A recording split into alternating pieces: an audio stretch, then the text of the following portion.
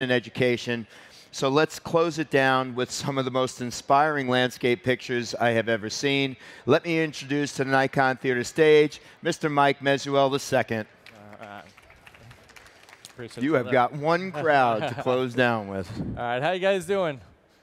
Good, good, awesome, awesome. All right, welcome to the world of storm photography. My name is Mike Mesuel II, and over the next 30 minutes or so, I'm going to run you guys through a collection of some of my favorite images from Tornado Alley. Now, I know what you're thinking. He's going to blow our minds with amazing photos of fields in the middle of nowhere.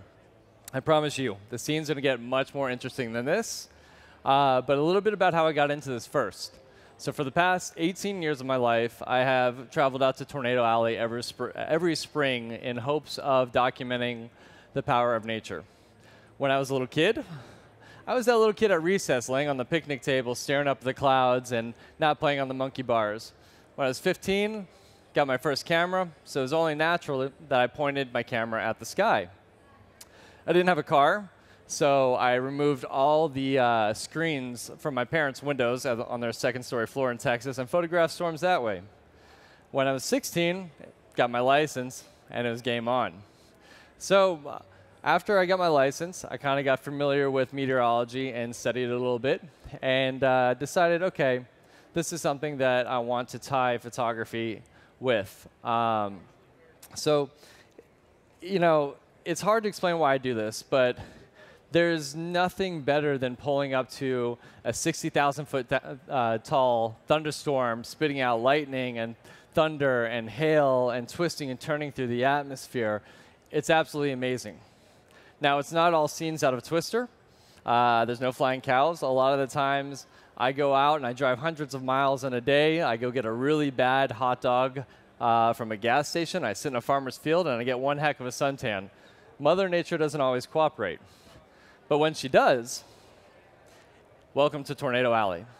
It's game on. This right here, this is why I'm so excited to get out on the plains.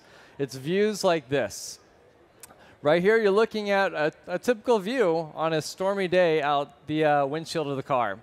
That's a developing tornado. What you're seeing here is the whole atmosphere twisting above it. That's called a wall cloud and a mesocyclone. It's kind of a nicer day back here. That's only softball-sized hail falling as the sun gleams through it. But I love it. I absolutely love these moments. The sky is eerie. There's unpredictable moments around every corner.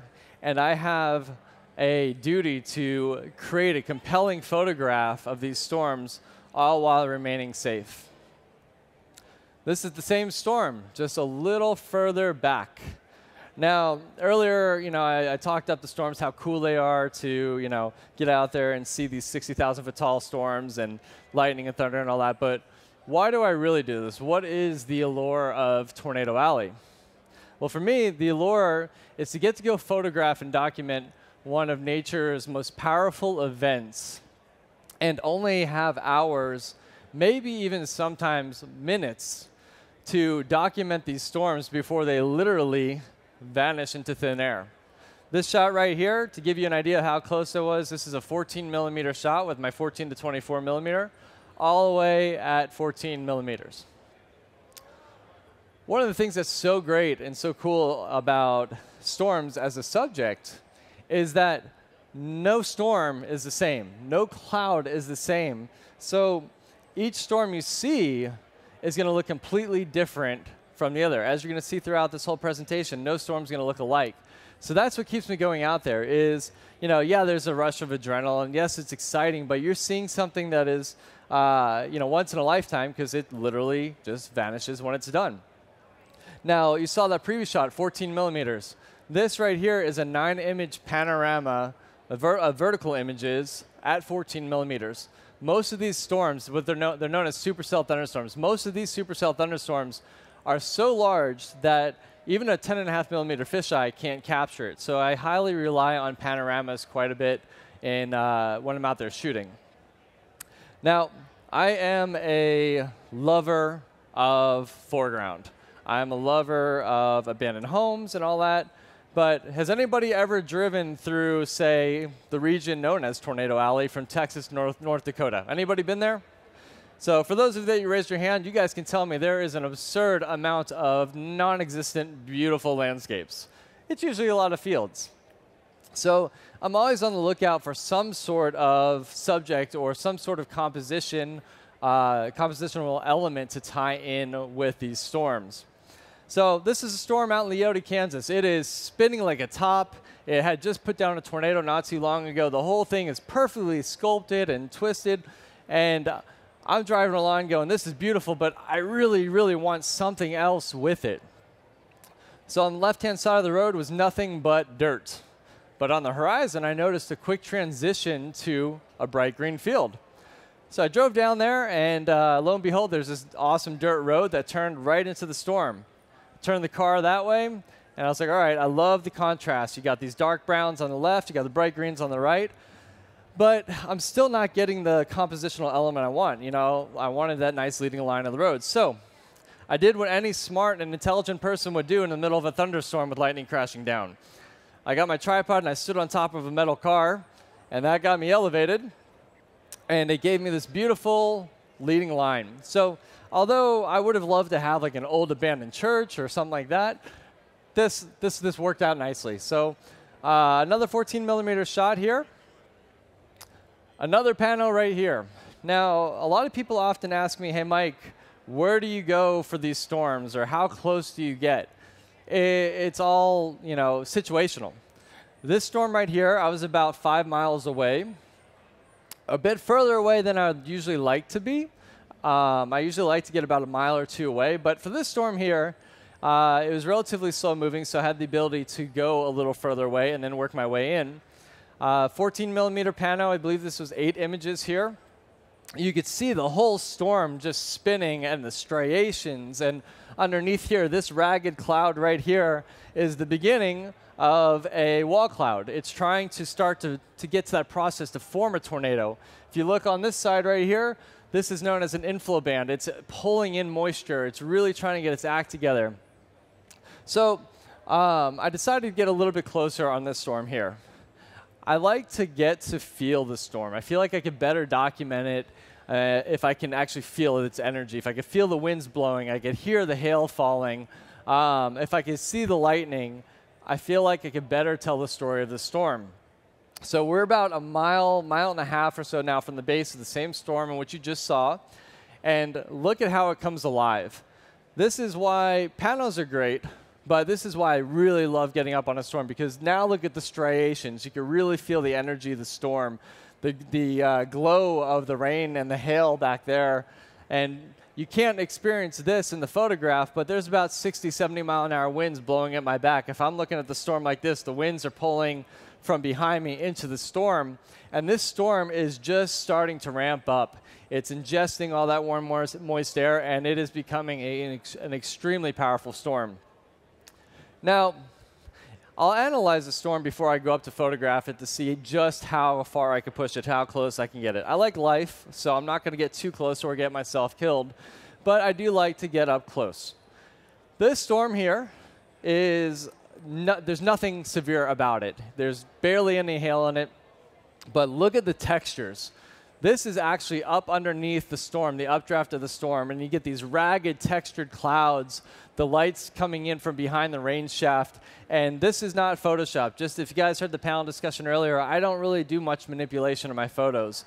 I use maybe a polarizing filter to bring out some contrast, and maybe a 0.6 or 0.9 soft grad, which helps kind of balance out the exposure, but none of this is Photoshop. So these colors here, these textures, probably some of the wildest textures I've ever seen while out photographing a storm. It's totally worth getting right up underneath the storm. And each one's different. Like I mentioned earlier, each storm's different. So this storm was relatively slow moving. This storm was relatively fast moving. So I kept my distance. Now, what you're looking at here is a view from the east, northeast, looking right into the updraft of a storm. And you could see this whole thing twisting and the sunlight coming through. This is that inflow band coming in, feeding a lot of moisture into the storm.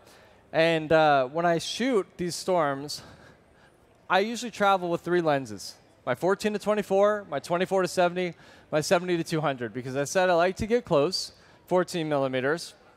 But there are certain instances where it's just not safe enough to get close. So then I'll use a 24-70 or a 70-200 to zoom in and keep myself safe. This is one of those instances where I stayed back a little bit. Why? One, I said earlier, it's a fast-moving storm. Two, believe it or not, there's a tornado somewhere in here. Now, I'm doing this with my pointer because I have no idea where that tornado is, except I know it's somewhere in there. So I'm not going to go any closer unless I have an absolute confirmed visual on the storm. There are a few things that are risky about photographing storms and documenting them. You know, you can be smart about it. You can be safe about it. You can stay further back. But, you know, I'm not scared of the tornadoes, really. I'm not scared of the floods. I'm not scared of the hail. I'm scared of a 1-inch piece of electricity that is 10 times hotter than the surface of the sun called lightning. That's terrifying to me. It's beautiful, but it is nightmare fuel. Okay? So lightning for me is addicting to shoot. It's hard to shoot. Has anybody ever tried to photograph lightning? Has anybody successfully photographed lightning? Cool. A lot of those hands actually went down. So lightning is very, very frustrating to photograph. It's beautiful if you do get the photograph because just look at how you can follow the branches through the atmosphere and how it's so intriguing to me how intricate lightning is and how it, you know, finds its own path and how, you know, it hits here but doesn't hit here. So for the photographers out there, if you're going to try to photograph lightning, what you want to do is get about 19 cameras and point them all in every direction and then hope. Okay? No, I'm just kidding. So you need to get your camera, put it on a tripod.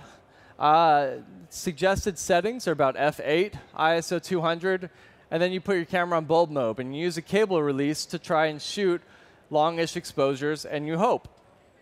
One of the reasons lightning's frustrating is because a bolt will strike there. You'll turn your camera, you put it that way, the bolt will strike there. You turn it back that way, and then another bolt will strike exactly where you just had your camera. A lot of luck's involved. That shot real quick that I just showed you, by the way, is all one strike. That's not a composite. Now, to make things even harder with lightning photography, try shooting in the daylight. So you've got already a bright ambient light, and then you've got an even brighter subject. So you can use one of two ways. I like the second way better. The first way is you use a lightning trigger, which essentially you put it on the hot shoe of your camera, and you know, it sees the lightning bolt, and it tries to trigger the camera. I've found those fail more times than not. What I like to do is I'll put like a 3 or 6 stop filter on my camera, which helps reduce the light. I'll bring my aperture all the way up, ISO all the way down, and then I'll just shoot a lot of 1 to maybe 2 second long shots. Daytime lightning, I could end up easily with 300-400 shots and not get a single bolt of lightning. But when you do get a bolt of lightning, you do a little fist bump to yourself, and then you keep shooting. This is out in the Catalina Mountains of Arizona. I know it's not Tornado Alley, but I sometimes go out to Arizona to document their monsoon thunderstorms as well. Continuing with lightning, one of the bucket list shots that I've always wanted was to get a shot of lightning striking something. Now, out in the plains, it's always striking something, but it's not something that you're like, oh, wow, that was really amazing. So one night, this is actually a local thunderstorm not too far from where I live. I decided, had the wise idea, to go and park underneath some power lines and say, hey, let's see what happens. Now, my 850 is perfectly weather sealed. I trust it. I just don't trust lightning. So there's no way in heck that I was going to get out in the rain and stand there beneath power lines and try to photograph lightning. So the way I shot this image here is I did this really awkward like Spider-Man crawl to the back seat, put the seat down, set my tripod up, threw on the wide angle, and then manually focused through the window onto the power lines. I then sat there before I took the first photo. I said, this is the dumbest idea ever. This is not going to happen. But then I kept shooting. And as I was shooting a few frames, I realized I absolutely hated everything that was going on. One, I'm sitting under power lines, so dumb. Two, there's rain all over the glass, so that's probably, if I do get the shot, probably going to really jack it up. Well, I sat there for another few minutes, said, hey, you're here, might as well try. I shot, and then all of a sudden, boom. Everything went white. I blinked a few times, and I could see this bolt pretty much scorched into my eyes, and I went, oh my gosh, I'm here. We're good. Solid. Next most important thing, let me check the camera, see what just happened. I checked the camera, and I had this shot right here. And what you can see, or if you look closely, is that bolt is only striking about a football field's away from me. And it's actually never striking the ground. It is striking those power lines that I sat under. So I was looking at it. I was like, I'm not going to beat this. And I quickly realized, too, that all those little water drops that I had that I hated, I loved. If you look closely, they refract and they take bits and pieces of the lightning bolt and they scatter it throughout the frame. And I was like, that is a really cool element, nice little touch to the image. So I'm really glad that I sat there beneath the power lines. Will I do it again? Probably not. But this shot was totally worth it. Storm chasing is not just all science and planning. A lot of luck is involved. If you have time after, I could tell you the full story to this image. I don't have enough time now, but this shot right here is all due to my dog having to use the bathroom at 2 a.m. while out camping. We woke up in White Sand Dunes National Park, and I saw a little monsoon thunderstorm off in the distance. I was waiting for her to use the restroom, so I set up my camera, took a few shots. I was like, I don't think it's going to happen. It's too far away. Took a few more shots, and then boom, boom. 2 bolts off in the distance. And looked at the shot. I was shooting at ISO 1000, f2.8, 30 seconds. This was actually on my D810. The highlights in the lightning were perfectly exposed. What I didn't realize at that time is I had enough dynamic range in my camera to pull up the shadows and the exposure a bit. And then all of a sudden, there's the Milky Way streaking out above the storm. You've got these moon rays. There's a full moon that was setting behind the storm there. So these moon rays are shining up through the storm and also down onto the dunes. And there was enough ambient light and dynamic range to pull up all the details in the sand dunes as well. So that was a lucky shot. Like I said, most likely I would have probably slept through that if it wasn't for my dog. As a photographer out storm chasing, there's a lot of things that really distract you. And for me, I'm a sucker, like I said earlier, for structure. So I pulled up to the storm, and I immediately fell in love with the donut hole that it had going on, the donut hole effect, the blue that was in there, that deep aqua color, the bands feeding into it. So I immediately got out of the car, put on a 14mm lens, and started shooting. It was great. I got this image. But you always have to keep your head on a swivel. And I had a little bit of a mistake here. I didn't keep my head on a swivel. What I didn't see is this. A tornado was emerging from that blue core. When I realized what was going on, I said a few words I won't repeat here. And then I quickly threw on a 70-200 and drove down the road and started shooting this shot right here. Now, I was never in any danger with this storm. I was far enough away, and the tornado was rather weak. But this is something that I always try to remember when I go out and go photograph the storms is I'm so focused on the image, I also need to balance that out with my safety. Over the years, I've photographed about 40 different tornadoes, and they're great. I go out there with the intention to shoot a storm. I don't go out there with the intention to shoot a tornado. They're so rare that if you went out there with the intention to shoot a tornado, you're going to be upset. You're going to miss out. You're not going to see them. They're pretty rare to see, so you're going to be bummed. But when you do see them, it really is a mix of emotions. For me, I love photographing them, but it's kind of like the lava I talked about in the panel discussion. You have to understand what it is you're looking at. With the tornado, it's beautiful. It's such a wonderful natural event. But it is also destroying and changing people's lives. So when a tornado moves into a city or a population and something's getting destroyed, like homes or neighborhoods, I will put down the camera and immediately go in to start helping people and rendering aid. The thing with tornadoes, too, is they change quite rapidly. They snake through the atmosphere. They grow, they widen, they strengthen. This is a tornado that went through Chickasha, Oklahoma, about 1/3 of a mile from me. And to show you how quickly things change, this is the same tornado 45 seconds later. 45 seconds. This tornado went from just picking up small debris to being a 1/4 mile wide and an EF4 tornado that had 200-mile-per-hour winds with it. photographed it for a little while, and then it started hitting more and more towns, put down the camera, started going in and offering first aid and helping out the first responders there.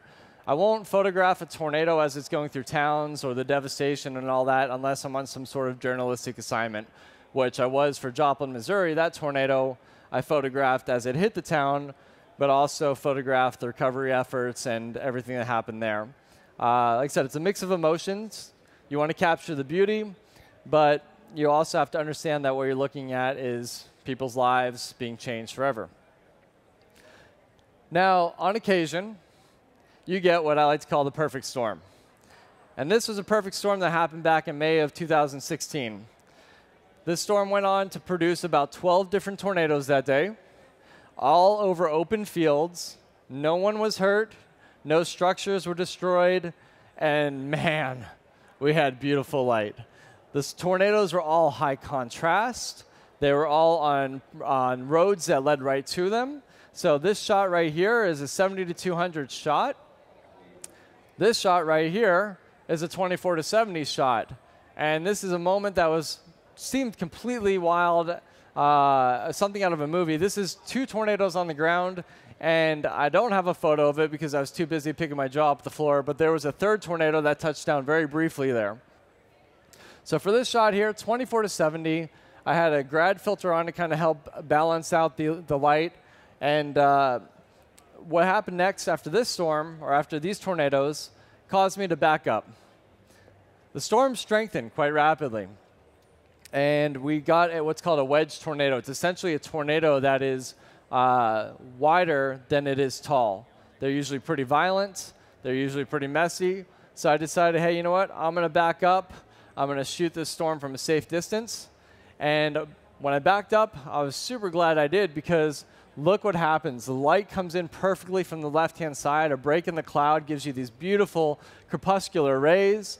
You got a nice glow on the horizon, a good visibility of that. You can see the whole storm twisting and turning. This is a huge panorama. This is all at 14 millimeters. So if I had stayed up close, I would have just seen a tornado. Moving back, you all of a sudden see all these different atmospheric ingredients going on, and it's really wild to just sit back here and photograph from a distance. A couple years ago, I decided that I wanted to keep shooting storms, but I also wanted to try and tell a little bit different story. There's a certain connection that I have with nature and storms. And there's a certain connection that we as humans have with nature. So I wanted to portray that with these storms. So the first idea that I had was, hey, I want to try and figure out a way to show just how insignificant we are, just how tiny we are. We often get, like where we feel like we're unstoppable. But put you in front of a storm, you feel really tiny all of a sudden. So I wanted to show that. This is in Cheyenne, Wyoming. I had a friend of mine go and stand out in the middle of the field. He was a very good friend because he went and stood out in the middle of the field during a thunderstorm. And I wanted to throw on the 14 millimeter again and capture this image of him showing him versus the storm, essentially. Same kind of predicament that happened earlier with that storm with the 2 fields. I was shooting very low. So he kind of blended in with the horizon. You didn't have that separation. He was essentially his head was about there. So it just didn't really have that scale. So once again, I ended up on the roof of the car. Hopped up there, perfect separation. I was like, this is great. This is exactly what I wanted. I was so excited. The scale, the separation, everything. I hopped back into the car. I was reviewing the image. I sat in the car for about 5 minutes with my buddy still staring out of the field. He had no idea I had gotten back in the car. Rolled down the windows, like, hey, Barrett, you should probably come back in. Another image to kind of tie in the human element is this shot. This is called Beauty and the Beast. It's a little bit more dramatic shot. Kind of has the overall attitude of facing your fears. I'm originally from upstate New York, and I'll never forget when I moved down to Texas. The thunderstorms there are way different than the thunderstorms in New York. And I was scared. I remember hiding under my parents' bed, just going, okay, when will this end? I've been doing this for 18 years, I still get scared when I go out to photograph these storms. And the reason behind that is I feel like if you don't have a little bit of fear, you're not respecting what you look at, and that's when you get yourself in predicaments. So I took this shot of my friend Elizabeth out in the field, same storm as those tornadoes earlier where I told you it was the perfect storm. And I just love the juxtaposition between the two of them.